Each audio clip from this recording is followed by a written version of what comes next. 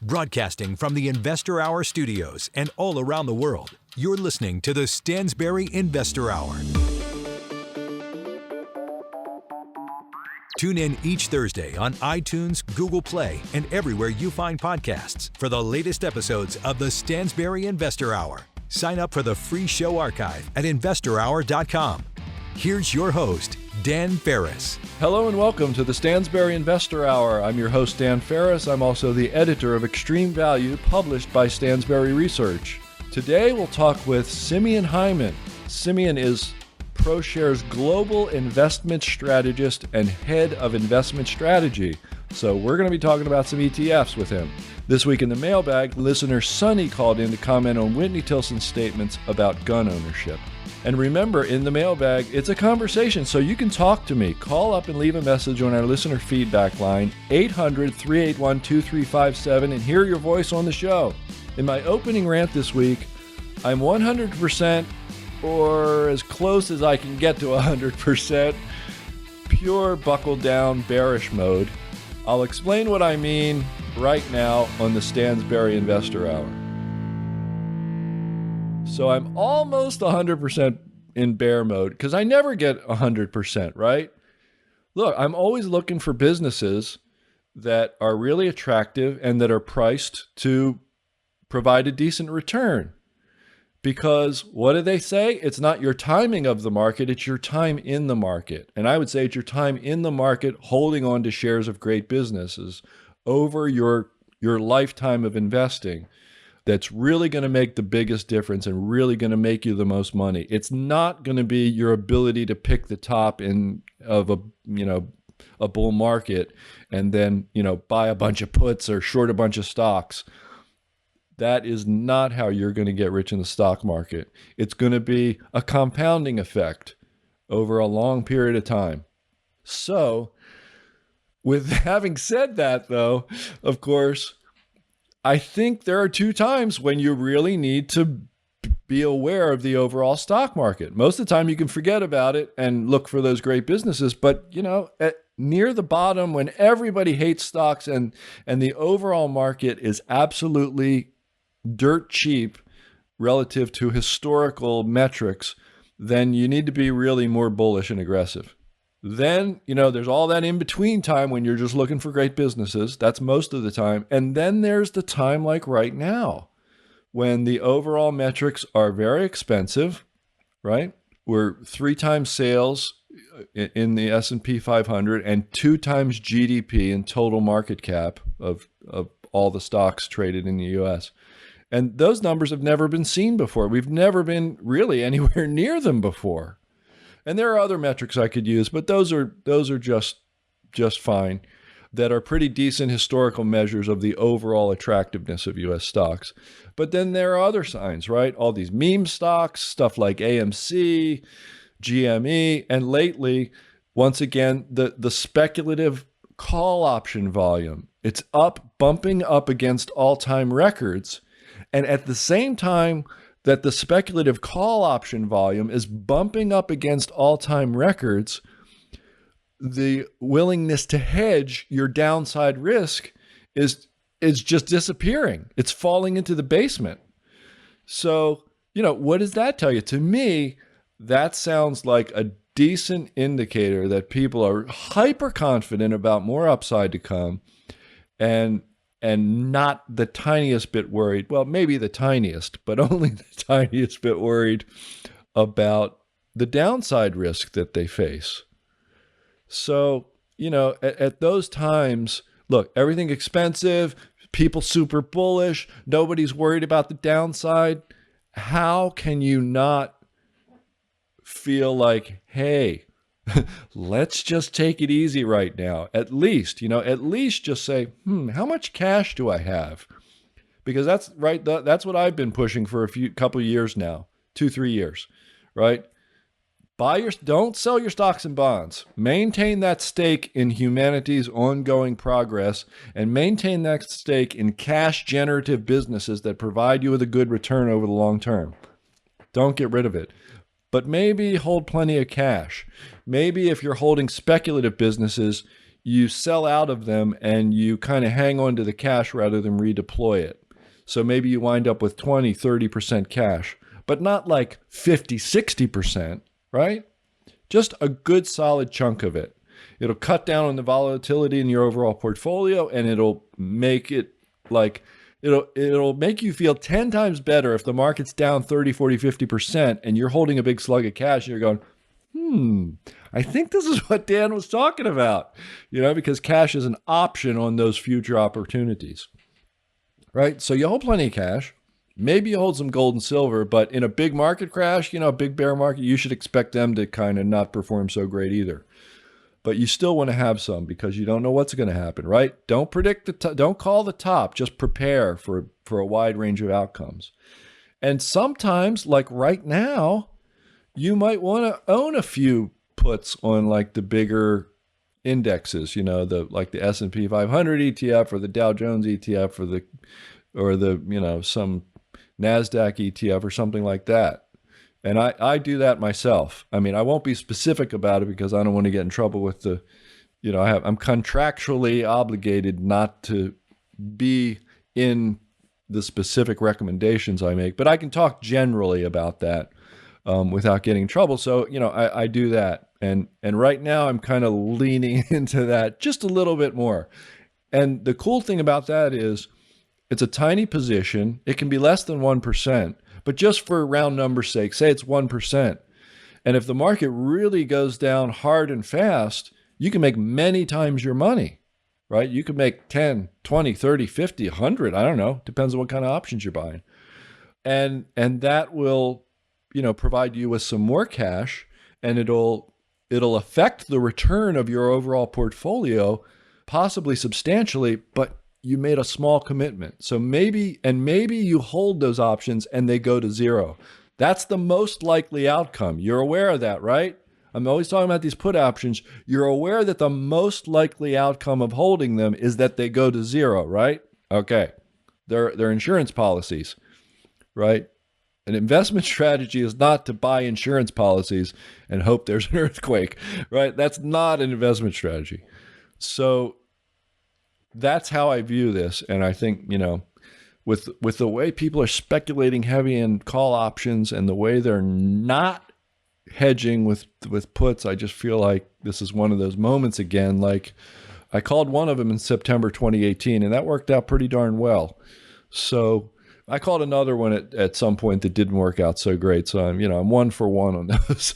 But that's where I am right now. And I feel like I could talk about a lot of different things, but I want to really talk about the one that makes the biggest difference and the one that really just jumps off of all the financial pages and jumps out of all the data at me. And that's the one this week.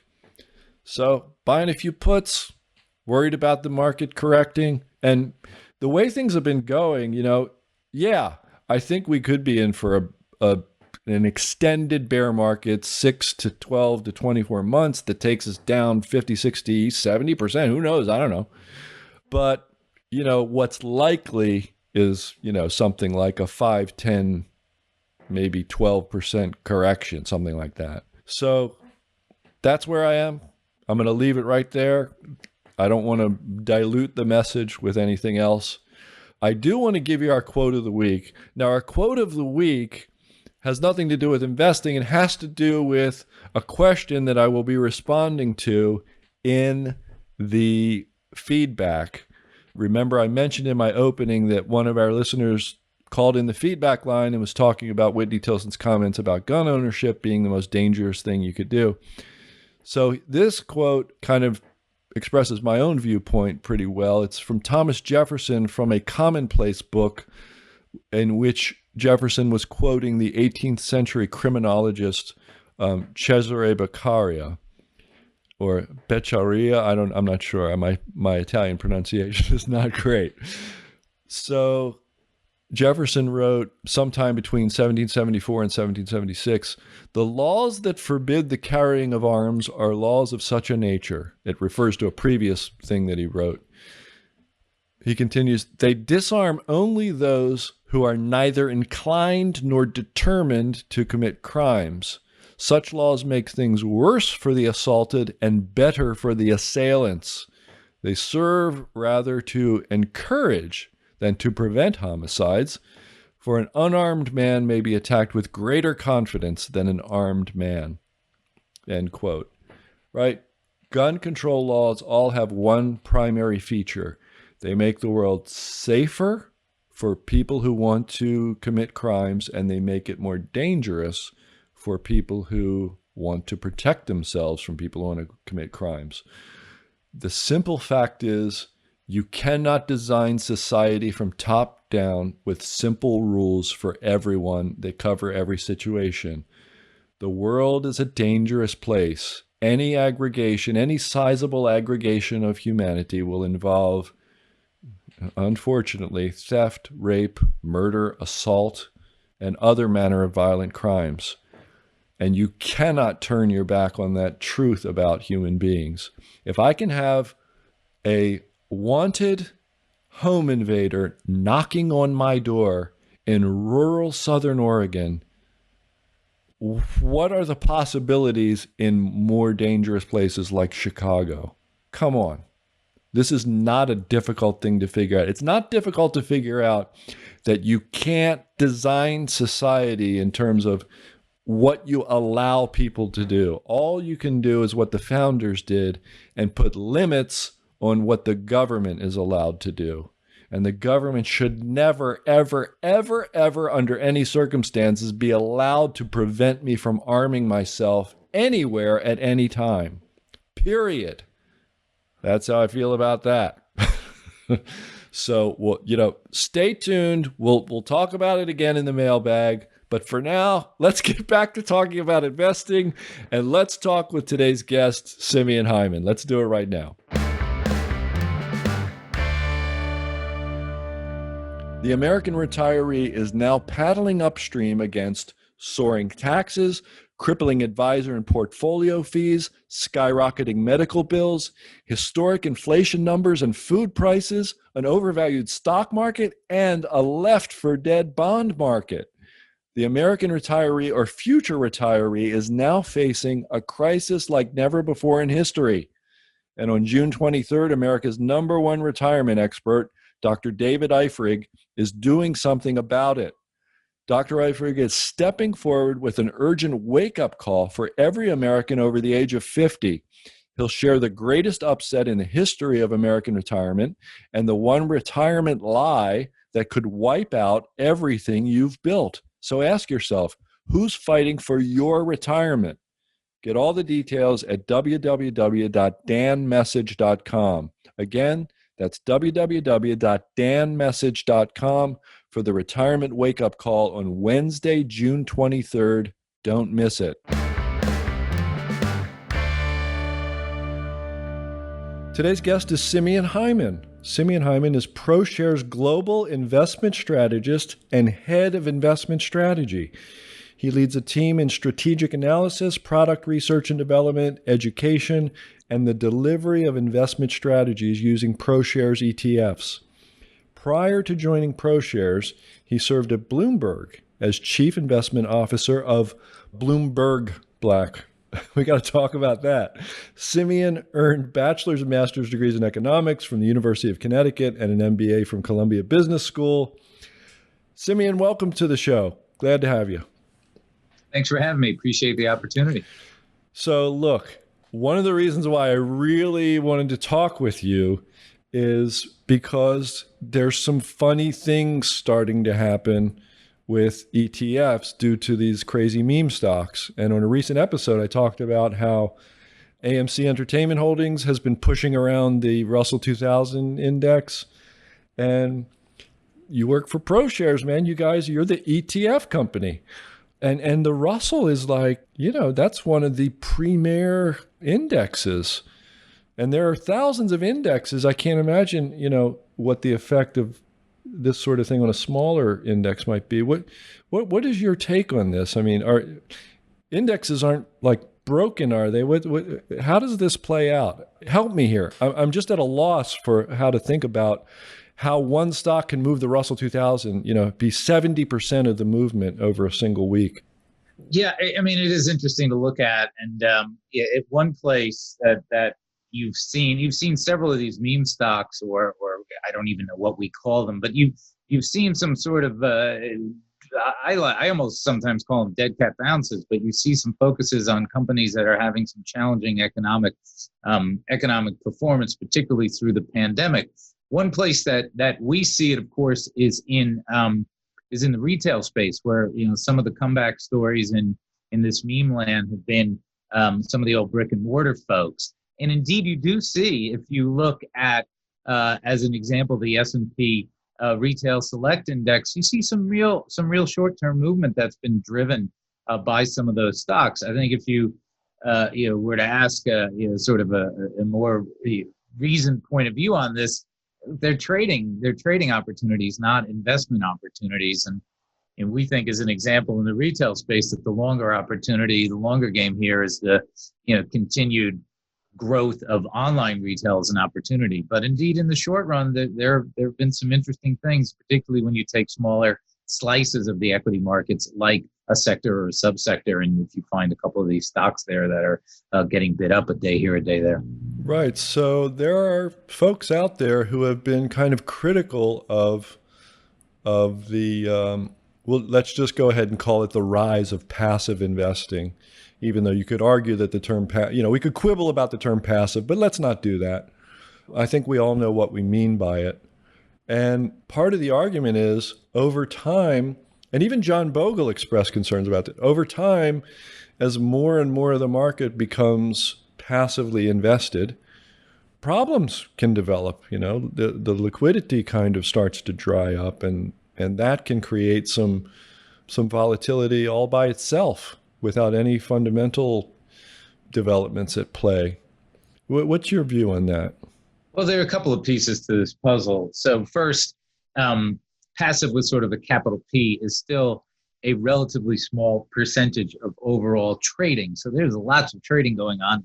You just walk through some of the trading activity out there that's outside of sort of the passive land.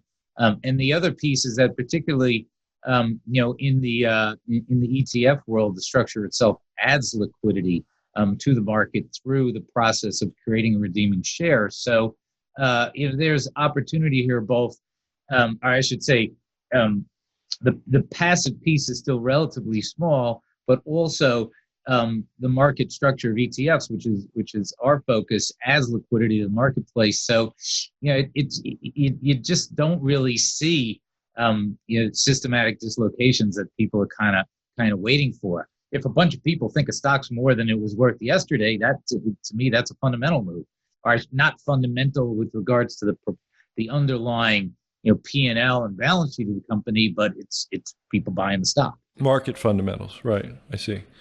Well, I couldn't help picking your brain. As soon as I find somebody from ProShares, I'm like, he's an ETF guy. We got to ask him these big ETF questions. But let's talk about what you focus on and what you do from day to day. You have some ideas for us, I know, about the bigger picture of interest rates, which is a really important topic, with interest rates still scraping what James Grant has called 5,000-year lows. Why is a growth and technology ETF guy this interested in interest rates?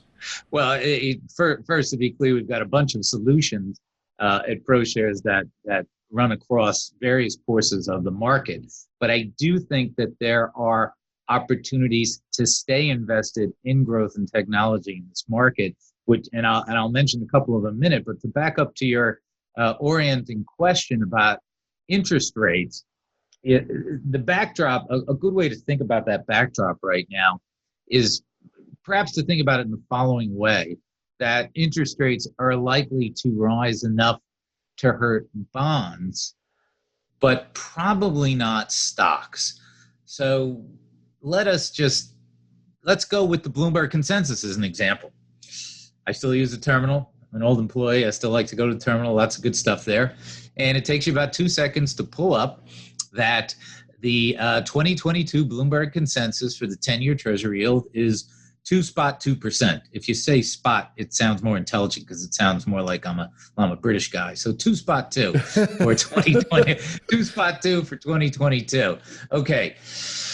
Now let's do one more thing. Let's do a scatter plot of PE ratios against that 10-year yield, because PE ratios, the market's a discounting mechanism. Those multiples only mean something in the context of interest rates. And if you make that plot, you'll see that at 2%, you get roughly a 20 PE. And we're currently trading at 22 times 20. There are too many 22s these days, but we are trading at 22 times 2021 consensus earnings. Oh, and by the way, in this last earnings season, companies beat their estimates by on average about 25%. So it's a long-standing story, but when rates rise from low levels, and as long as they don't go sky high, and it's generally a decent time to be involved in equities. Not true for bonds. If we go from 1.5% to 2.2%, that's 70 bips. Corporate bonds on average have a duration that's 8 to 10. You're out 5 to 10% of client safe money. That's not a great answer. But stocks will probably be okay in that scenario because it's such an indicia of an improving economy that it's good for equities. Right. So, but there's a threshold. We would have to agree that there's a threshold, right, on that. So if this forecast comes true, maybe we're golden. But if we start to get higher on the 10-year, certainly like so-called zombie companies will have a problem, and there's more of those than ever. It could become a problem, right? Higher interest rates at some point could and definitely would become a problem, right? The long-term average, you saw this from Bill Dudley a couple of weeks ago, but the long-term average on the 10-year is around 4% or so. And the simple math is 2 plus 2 equals 4. 2% inflation and 2% real yield is 4%. That's going to be the long-term tendency. It just doesn't seem like we're going to get there anytime in the next 12 to 24 months. You'd have to have a complete unwinding of QE, absolute complete unwinding of QE, and solid inflation expectations settling into 2% range. So, even if you got to that long-term average level, you might still argue that equities would be fine. I'm not sure I'd go that far because, if we saw even a 3 handle on the 10-year in the next several months very rapidly, I think you'd see a reaction from the equity markets. But talk to me when you see a 3 and 4 in front of it, and then I'll say, okay, now let's start to take it into greater consideration with regards to the broad market. But I think we've got some time before that happens. Right. Fair enough. Definitely. So, overall, I know you have some ideas for us about, growth in technology stocks and staying invested, as you said, but overall, like not lots, but enough folks these days are talking about stocks U.S. stocks, particularly being in a bubble. Do you care? Do you have a macro viewpoint that you wish to share? It's back to that scatter plot. I'm not sure how you get to a bubble when we're trading not much past a 20 PE and we're not even at a 2% 10-year. If you want to say that part of the valuation of equities is dependent on low rates, that would be fair, but that's different from saying it's a bubble.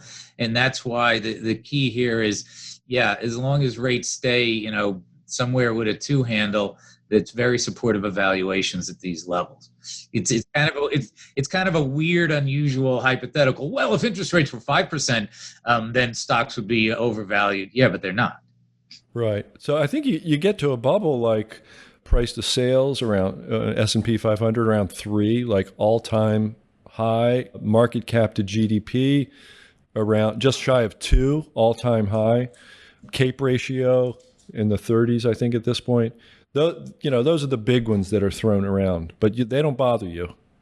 Certainly not anything like market cap to GDP. I mean, there's so much noise around that. What's public companies? What's private companies? It goes back to some of the old research that there's never really been anywhere globally a consistent relationship between GDP and GDP growth and equity markets, because there's so many things in between that I would find that to be a very unreliable indicator.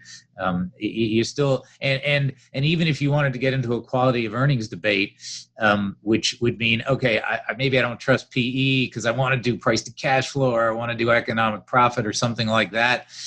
But on average, earnings quality, yeah, you can't really say it's deteriorated, especially given that, many of these companies on the tech side, it's not sock puppets anymore. There's a lot of cash flow and a lot of high returns on equity and on assets and on net assets. So even if you wanted to poke at earnings quality, I think if anything, it's better than it was 20 years ago. What is this sock puppet metaphor? What are you talking about? That was one of those early internet companies. I can't even remember which one it was. Its logo was a talking sock puppet. I can't even remember which one it was. And people pointed at it when the tech bubble burst in 2020. In 2001. Gotcha. I can't use that reference anymore. I've been told at work that people are not familiar with the sock puppet anymore. So I'm gonna stop talking about it. All right. Well, yeah, you can update it, right? Okay, so. I guess you're going to have ETF tickers and ideas and names for me, but you like online retail, right? Tell me about that. Yeah, so I wanted to focus on two ideas. Again, we've got a fair number of things across the spectrum, but with respect to this, concern around growth and technology, I think it's just it would be risky to abandon them in one's portfolio. These are the sources of innovation, and as I mentioned, they make money, and so to be completely out of it is a big bet. And we've seen that as sort of values outperformed a bit year to date, but still the sort of rolling over of growth and technology is not quite happening. But I think you still want to be smart about it. And, one of the ways, as you just indicated, we think is online retail. What's the importance here? Well, here you have a growth and somewhat technology-driven piece of the equity markets, but you have an opportunity here to participate both in the reopening of the economy and a transformational change. So, people spending more money on lots of different things. So you got the consumer discretionary spending thing going for you. But of course, you have the ongoing increase in online retail penetration. I'll give you one crazy stat. Currently, the penetration of online retail is 13%. That's right, only 13% of U.S. retail sales are online today. So anybody who thinks they missed it, you haven't missed anything yet. So that's the first real surprise here that I think a lot of folks will be like, I didn't know that. I get packages every day. The other piece that's very interesting is that even if you say, okay, well, I was surprised by that, but is the distinction between kind of a born online player and a legacy player make a difference anymore? I mean, isn't Walmart a huge online player now? Yes, they're number 2. But guess what? Walmart's reward for becoming the number 2 online retailer has been steadily declining margins while Amazon's go straight up. So the born players still have tremendous cost and efficiency advantages. Will that dissipate ultimately in some great equilibrium where, a brick and mortar store is only 1/3 selling space, 2/3 last mile distribution, and there are drones flying in there and automatically and doing automated pick and pack? Yeah, but that is many years from now. 13% is your calling card here with a real price advantage. It's not just Amazon, it's Wayfair, it's Chewy, it's Etsy. Curate still is a very clever business model.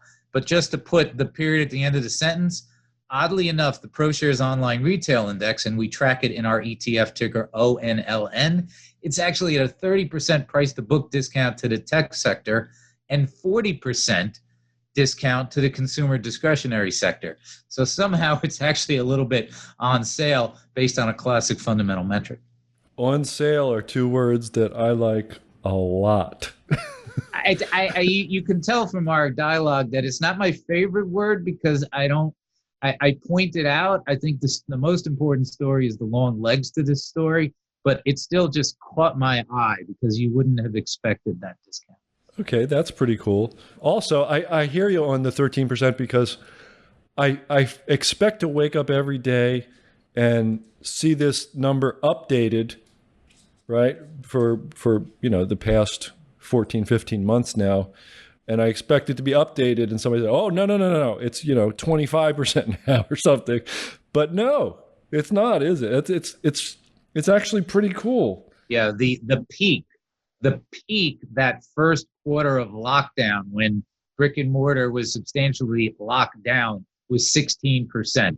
That was a pop from 11, and now we've had 3 straight quarters of 13, which is a substantial acceleration from pre-pandemic. So it did peak just slightly higher, but even that peak was relatively low. And if you look at guesstimates for where we'll be in, say, 3 years, 20% is kind of a number people land on.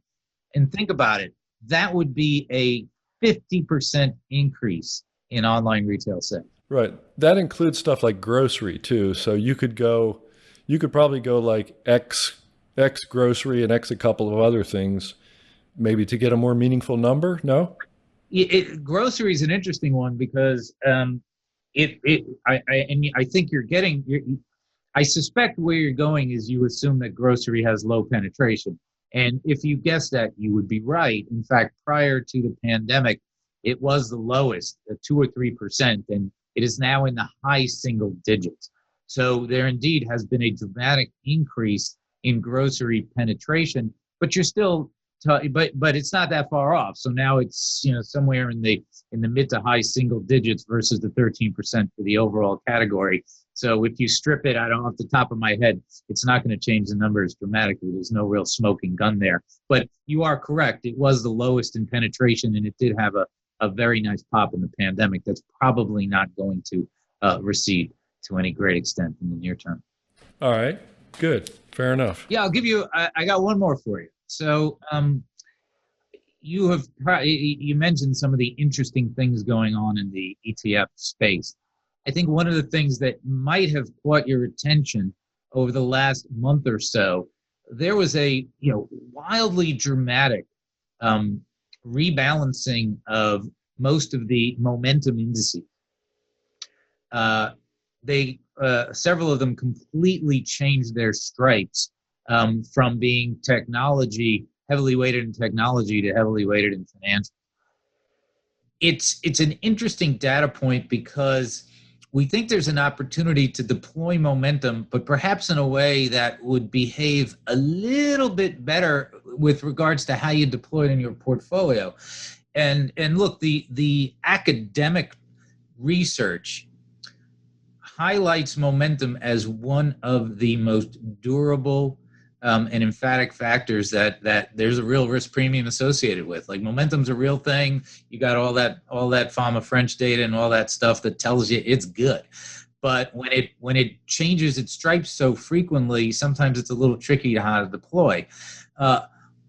We just launched the NASDAQ 100 Dorsey Wright Momentum ETF, ticker QQQA. And here what we're doing is applying momentum using Dorsey Wright's relative strength indicator, which is one of the best practical applications of the theoretical momentum factor. And we're applying it to the NASDAQ 100. And when you apply it to the NASDAQ 100, it picks the 21 highest momentum stocks, highest ranked by relative strength out of the NASDAQ 100. So there's enough room for that factor to, if you will, speak. So you're getting the benefit of the momentum factor, but you're always going to have a large cap growth portfolio at the end of the day. And I think that makes it a really well-behaved opportunity to use momentum.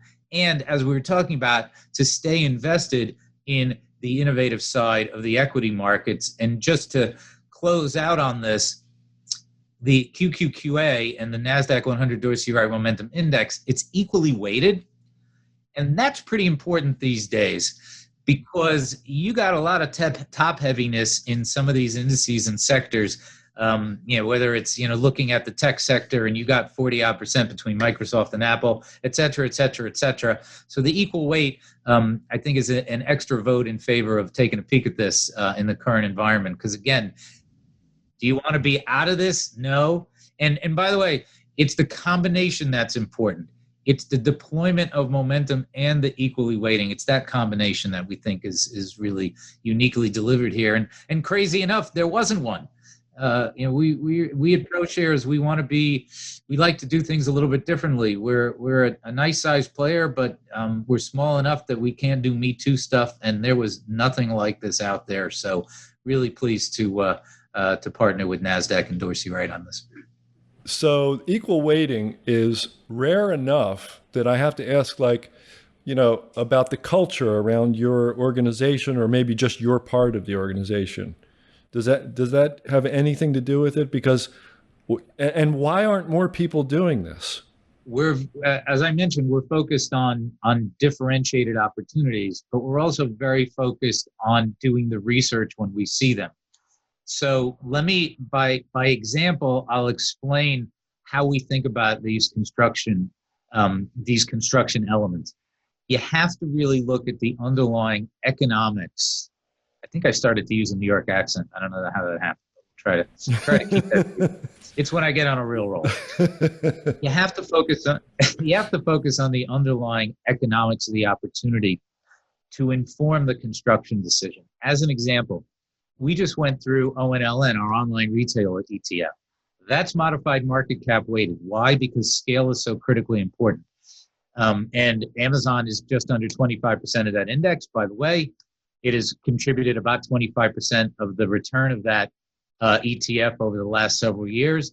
And we thought that was an appropriate way to acknowledge how important scale is, but still allow for a lot of diversification, because Wayfair, Etsy, Chewy, and a bunch of other players are meaningful there, but you still had to acknowledge how important scale is.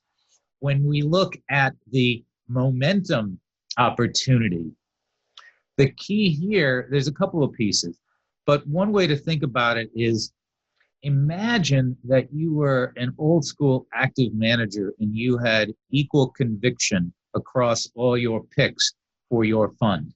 You would then equally weight. So the equal weight derives from the observation that the momentum factor has sort of equal explanatory power. In other words, once you find the 21 highest ranked guys, there's no extra benefit from making the highest of the 21 bigger.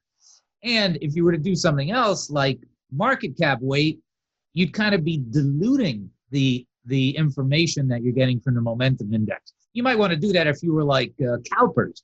You would want to, take a tiny smidgen of this benefit, but look almost exactly like the index. But here, we don't. The audience for this, we think, wants the maximum opportunity for momentum, and the odds of that are equally spaced across the names. It happens to be that in this environment, we think there's that extra benefit of equal weight, because it appears that there's some sort of extra top heaviness in some of the other alternative ways that you would approach the market. Gotcha. That's an interesting point about not wanting to dilute the effect that you've researched and are trying to exploit. It makes me wonder again about, the whole rest of the ETF market. Why is everybody, is it just laziness? Is it just, we all know how business goes, right? You gotta make a living. You got to get a product out there. Is it laziness, or, why don't more people do that kind of work? This market cap weighting thing drives me a little nuts. It really depends on what the investment objective is.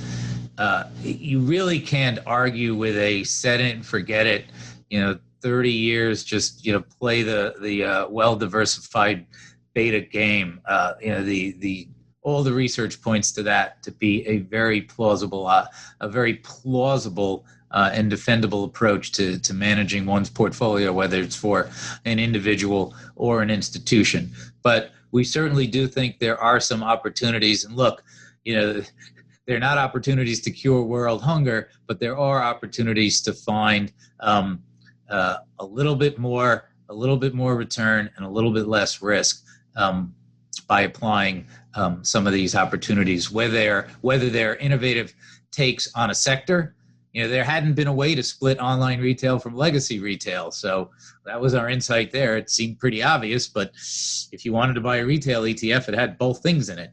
And as I said, it was just, it really surprised us that there was no momentum index on the NASDAQ 100, which seemed like a no-brainer to combine a source of perpetual outperformance and innovation with an academically proven factor. So I don't have the same beef with folks who are going pure passive with a capital P, but at the same time, we think we're providing some solutions that add some value. Okay, so QQQA, Online Retail Index, ONLN is the ticker. You got anything else for me? I'm loving both of these so far. I'm going to leave it there because there's only so much people could digest, and maybe we'll take another run at a couple of other ideas on another show. That'd be awesome. All right. Well, Simeon, that's cool. I get it, but I promise you, the listener to this podcast has a voracious appetite for ideas, just voracious. Awesome. So we've been talking a little while here, and I'm going to throw my final question at you. It's the same final question for every guest on every podcast. And it is very simply, if you could leave our listener with a single thought today, what would it be? And you can go as far and wide as you like. It doesn't even have to be about investing, but in your case, I'm going to bet that it will be. How about beware of shiny keys and stick to your plan? Beware of shiny keys? And stick to your plan. And stick to what? Beware of shiny keys. Explain. I don't know about that one. I haven't heard that one before. If you turn on CNBC and you turn on the news, you can get a little distracted from the news of the day. Make sure you're focused on your long-term investment plans and invest accordingly. I see. Oh, shiny keys, shiny objects. I gotcha. Like a cat. Kind of. Right. Sure.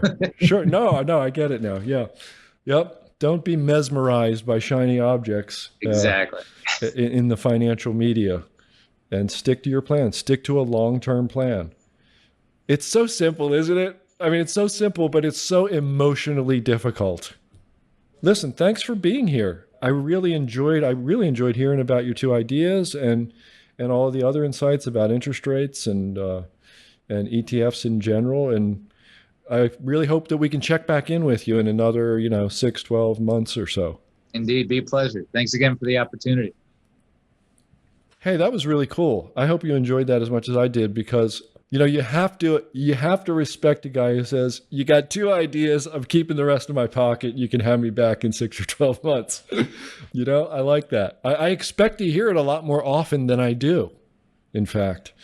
So that was pretty cool. I hope you enjoyed it. All right, let's check out the mailbag. There's a story you're missing out on that I'd like to bring up today. Since the beginning of the pandemic, the richest billionaires have added more than $1 trillion to their wealth.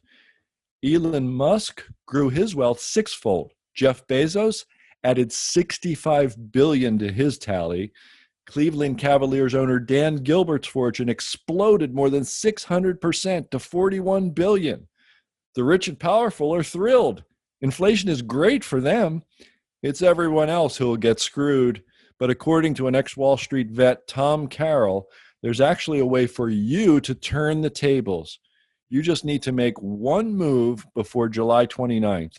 He explains everything at www.tommessage.com. Again, that's www.tommessage.com. Don't miss it. In the mailbag each week, you and I have an honest conversation about investing or whatever is on your mind. Just send your questions, comments, and politely worded criticisms to feedback@investorhour.com. I read as many of these emails as time allows, and I respond to as many of them as possible. You can also call us at our new listener feedback line, 800-381-2357. Tell us what's on your mind and hear your voice on the show. And two listeners availed themselves of the opportunity to call us at the listener feedback line and and get their question on the show. One of them is a fellow named Shannon. Hey, Dan, this is Shannon. I'm an Alliance member. Question is, what determines a stop loss and a trailing stop loss in all of the recommendations that all the subscriptions give? I didn't completely get what you were going after. You could have been asking me really what a trailing stop is, but it sounded pretty much like you knew that. So I'm going to skip that. And I'm going to guess that you mean something like, how does one establish a trailing stop price level? And it's pretty subjective, although we have found historically it's generally going to fall in the area of 20 to like 35%. I know some people in a really volatile stock will use 50%. I'm guessing that those are pretty small positions if you can tolerate a 50%, and then, you're out. But mostly I'm in the 20 to 25%-ish camp in when we use them at all in the Extreme Value newsletter. We don't always. Like with a stock like Costco, we just don't bother. But it's a good question, and it is subjective. Now, the folks at Trade Stops, they do a little bit of work on the volatility of a given stock, and then they'll suggest where to set your stop based on that. So they have a whole system for doing that. And it seems pretty cool. But we, at Extreme Value, we don't even use that. We probably should, but we don't, because we believe we know which are the really awesome businesses. We believe that we know that Costco is a fantastic business and will continue to be one for the next 5 or 10 years. And we believe we know Starbucks is a fantastic business and will continue to be one. So, we proceed with our own system, but it's a good question. And ultimately the answer is, it's kind of subjective. The next bit of audio from our listener feedback line comes from Sonny. Hey, Dan. First name's Sonny. Long-time listener, long-time subscriber. In fact, I'm an Alliance paid-up member, but what brought me to Stansberry was your Extreme Value. Hey, I just finished listening to your interview with Whitney Tilson. I love Whitney. I'm a subscriber to Whitney, and I will get the book and read the book. But I had a real problem with his evaluation of suicide related to gun ownership. I mean, my question is, does he have any data on how many homes actually have toasters in them where people were suicidal or killed themselves? Now, granted, you can't kill yourself with a toaster, but correlation is not causation. I have held this guy in high esteem for years. I have to admit that he's made me question how high esteem I hold him in. Granted, the gun thing is a whole different issue. It can separate a lot of people who agree on everything else, but I just don't think his assessment of that is accurate. Anyway, my 2 cents, Dan. Thanks. Sonny, I hear you. I knew someone would either write in or call in about this. And obviously, look, Whitney's an awesome guy. We're not going to agree on everything.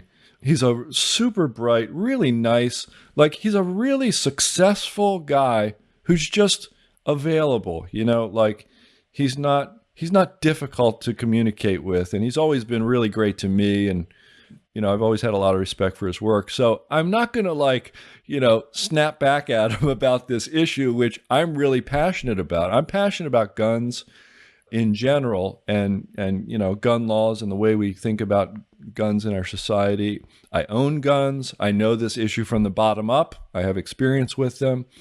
And so, when he said in his interview, he said, it's the most dangerous thing you can do is to bring a gun into the house. I didn't bother pushing back on it, even though I think that is literally just not true. I don't see, I haven't read that part of his book yet, but I need to do it to find out why he would make that statement, because obviously estimates are as high as 400 million. We have like 400 million guns in this country. And, there are, I think the latest statistic actually comes from 2019, roughly 24,000 suicides by gun. And gun is the most frequent. He's spot on about that. Most suicides, about 2/3 of them, are with a gun. So, obviously, if someone is feeling really down and they know there's a gun in the house, it's a bad situation. Like, that's part of the reason I didn't push back. It's obvious that is the case, right? But to say that it's the worst thing you could ever do or the most dangerous thing you could ever do, I think that's just his passion for this issue coming through, because that can't be literally true. There's way too many guns in way too many households for that to be true. In fact, if you look at all the places where all the gun violence, non-suicidal gun violence takes place, you could lift 4 or 5 cities off the map. And within those cities, areas of maybe tens or 100 of football fields in size, just lift those off the U.S. map, and all of a sudden, there's very little gun violence in the United States versus the rest of the world. So, it's a more complicated, more nuanced issue than maybe Whitney represented. But I understand his passion about it, because I'm passionate about the opposite view. I don't think you're truly safe unless you have a gun in the house. And let me tell you a quick story. It would have to have been between 2010 and 2013. I don't remember exactly what year. But I was working in my study in the front of the house. The doorbell rang. I went to the door, and there was a young man. There were actually 2 young men. There was one at my door, and then there was one standing out by the curb looking back and forth, who I figure was the lookout. And the one standing in front of me had a red sport coat on, and he had this sloppy-looking clipboard with some really crappy-looking papers. It was a mess. I was like, who is this guy? And it was very awkward, and he was trying to convince me that he was collecting money for some charity. And I knew that was baloney, but I couldn't figure out what was really happening. So I said, no, thank you, and they went on their merry way. Well, later on that evening on the news, they described these 2 people perfectly and said that they had committed home invasions in the area. Now, this was a town of less than 20,000. This is rural Southern Oregon. This is not New York City, not Chicago, not Baltimore, not Miami, not any of these, LA or wherever, these places where there's lots of violence. This is rural Southern Oregon, right? So I feel like I had a brush with a really, really potentially deadly situation, and I was really sorry I didn't have a gun in the house at that moment. And I was glad that I work at home, because I think what they were doing is casing the neighborhood to figure out, they don't want a 6-foot, 200-pound guy answering the door. They want some little housewife answering the door, and they'll come back later and overwhelm her and do God knows what to her and take the, valuables, and it'll be horrible. So, these are tail events in your life, right? A tail event overwhelms all the other events in the distribution, right? There's 1,000 people on an island of average, amount of wealth, and one of them's Bill Gates, right? He's the tail, and he overwhelms the rest of the distribution. You see what I'm saying? And in your life, an event like, murder or suicide is a tail event that overwhelms every other event in your life. And home invasion could be murder, right? Or rape or robbery, or who knows what they can do to you. So for that reason, I cannot expose myself to the risk that somebody's going to come into my home. And there were people I met in Baltimore. I met a guy in Baltimore who was a patient of a neurologist friend of mine, who they broke into his house and put a gun in his mouth and pulled the trigger, and he lived. And of course, he was not the same afterwards. He was a neurology patient, right, of my friend. So I had that particular close brush with a bad situation, and I just don't think I'm pushing 60. My wife and I are not, bodybuilders and or martial artists or whatever you have to be to fight back. And a gun is really the only option. So I feel safer that I have a loaded gun next to me, at key places in the home here. And the most dangerous thing I could do is to be exposed to one of those situations and not have it, right? But the suicide issue to me is something altogether. And I think Whitney makes a good point. If you think somebody, and also the point about safety, right? If you have kids in the house, you don't want to have loaded guns laying around where a 14-year-old, like a teenager, they're curious. They'll want to play with things, right? Or even a toddler wants to play with things, and they accidentally pull that trigger and boof, that's a tail event in your life. So, I just let Whitney talk and I didn't feel any need to push back at that moment. And, I thought about it later on and I actually posted something on Twitter and I took it down. I was like, look, this situation, I don't need to respond and I don't need to say anything about this. It is what it is. You feel the way you feel. You're probably not going to change your mind, Sonny. I know I'm not changing my mind on this. Whitney's not changing his mind. He made some good points, and that's the way it is. But I'm glad you said something because I obviously had a lot to say about this, and I'm glad you brought it up, and thank you for that. Okay, one more question from Zach M. And Zach M. emailed us and said, "Good morning, Dan. Just wanting to say thank you for taking the time to create the content for the Investor Hour podcast. I try to listen to every episode, and I forward episodes onto my friends regularly." Well, thank you for that, Zach. I hope everybody forwards the episodes to their friends regularly, just like Zach. Zach continues, also, he says, "Thank you for introducing me to Michael Covell and the trend following strategy he believes in. The past 18 months have seen me trying to blend trend following and value investing into my portfolio. Thank you again and take care." And I just want you all to know, Zach is referring to episode 127, November 7th, 2019, if you want to listen to our interview with Michael Covell. And yeah, Zach, there's more than one way to skin a cat out there in the market, isn't there? There's all kinds of strategies that work over all kinds of different periods of time. And you commented later in your email, you said, "Both strategies, in my opinion, have their place through a market cycle." I bet you're right. I bet a really smart person, and we actually talked with Mark Chaikin recently on the program, right? And he combines mostly fundamental, but with some technical analysis. And we've talked with other investors who've done the same. So it's a good idea. And if you can pull it off, you can generate some great returns. Thank you, Zach. Good question. Glad you wrote in. And that's the mailbag, and that's another episode of the Stansberry Investor Hour. I hope you enjoyed it as much as I did. We provide a transcript for every episode. Just go to investorhour.com, click on the episode you want, and scroll all the way down and click on the word transcript and enjoy. If you like this episode and you think somebody else might like it, send them a link to the podcast so we can continue to grow. Just tell them to check it out on their podcast app or at investorhour.com. And do me a favor, please. Subscribe to the show on iTunes, Google Play, or wherever you listen to podcasts. And while you're there, help us grow with a rate and a review. You can also follow us on Facebook and Instagram. Our handle is @InvestorHour. Follow us on Twitter, where our handle is @investor_hour. If you have a guest you want me to interview, drop me a note at feedback@investorhour.com. or call the listener feedback line at 800-381-2357 and tell us what's on your mind.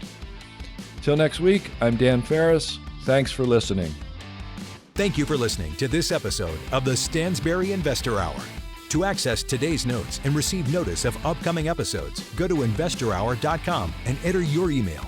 Have a question for Dan? Send him an email, feedback@investorhour.com. This broadcast is for entertainment purposes only and should not be considered personalized investment advice. Trading stocks and all other financial instruments involves risk. You should not make any investment decision based solely on what you hear. Stansberry Investor Hour is produced by Stansberry Research and is copyrighted by the Stansberry Radio Network.